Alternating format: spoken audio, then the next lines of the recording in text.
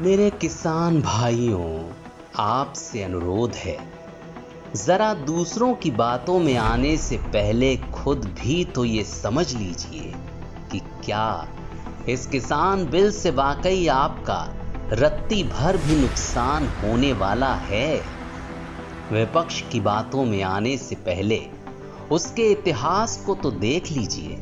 कहीं ऐसा तो नहीं कि आपको सिर्फ मोहरा बनाया जा रहा है अपनी सियासत के लिए। संसद में ऐसा शोर शराबा आखिर क्यों? राज्यसभा में वो क्यों हो रहा है जो अब तक ना हुआ? जरा खुद समझने की कोशिश कीजिए कि जो खुद अपने दो चुनावी घोषणा पत्रों में एपीएमसी को खत्म करने तक का वायदा कर रहे थे, वो आज किसान बिल से क्यों डरे हैं? इसके पीछे 3 सबसे बड़ी वजह है। एक तो इस बिल के आने के बाद किसान खुद अपनी किस्मत का भाग्य विधाता बन जाएगा, उसकी ताकत बढ़ जाएगी और ऐसा होगा तो 70 सालों में जिस मुद्दे पर वो सियासत करते आए वो मुद्दा ही खत्म हो जाएगा। दूसरी वजह है, जब किसान ताकतवर होगा तो मोदी की लोकप्रियता तो और बढ़ जाएगी, जो विपक्ष कैसे बर्दाश्त कर पाए। तीसरा ये कि इस बिल से सबसे बड़ा नुकसान तो बिचौलियों को होगा, क्योंकि उनका खेल तो पूरी तरह बंद हो जाएगा। तो कहीं ऐसा तो नहीं कि ये दर्द इन्हीं बिचौलियों के लिए है, क्योंकि ज्यादातर एपीएमसी मंडियों में कब्जा तो नेताओं या उनसे जुड़े प्रभावशाली लोगों का ही है। ये बिल तो बिचौलियों का धंधा ही खत्म कर देगा। अब जरा इतिहास देखते हैं, आधार से कैसे मोदी सरकार ने बिचौलियों को खत्म कर आपके अपने ही खाते में सारी सब्सिडी और योजनाओं का पैसा भेजना शुरू किया। आपको उसका जो फायदा मिला वो तो आप जानते ही हैं।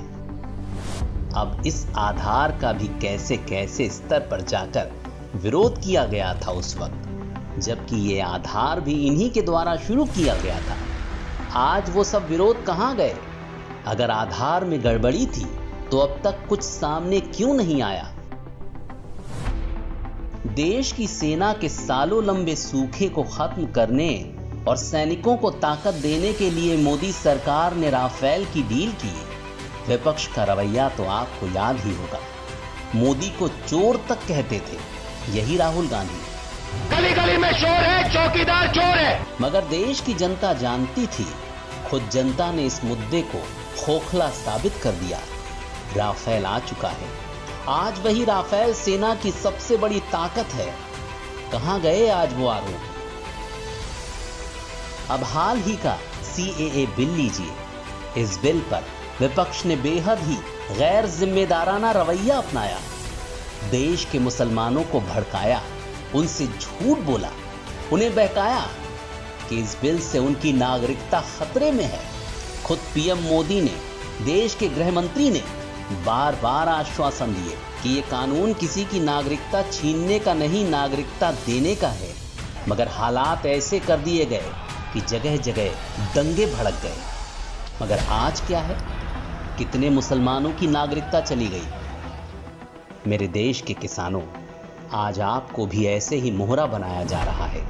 खुद प्रधानमंत्री मोदी आपसे कह रहे हैं कि न्यूनतम समर्थन मूल्य को खत्म नहीं किया जाएगा, मतलब नहीं किया जाएगा, बल्कि ये बिल तो इसलिए लाया गया है कि आपको आपकी मेहनत का दाम न्यूनतम समर्थन मूल्य से भी आगे बढ़कर मिल सके।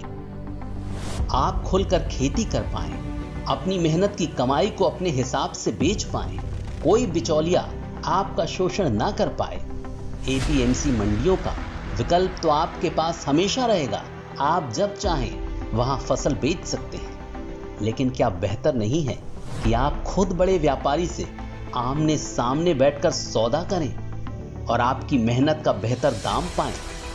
याद रखिएगा, इस माया जाल में फंसकर आप खुद ही बिचौलियों को बचाने के लिए सड़कों पर मत आ जाइएगा। मेरे देश का किसान समझदार है। वो इस बात को समझ रहा है कि विपक्ष के इस नाटक में किसान तो सिर्फ बहाना है। मकसद तो बिचौलियों को बचाना है।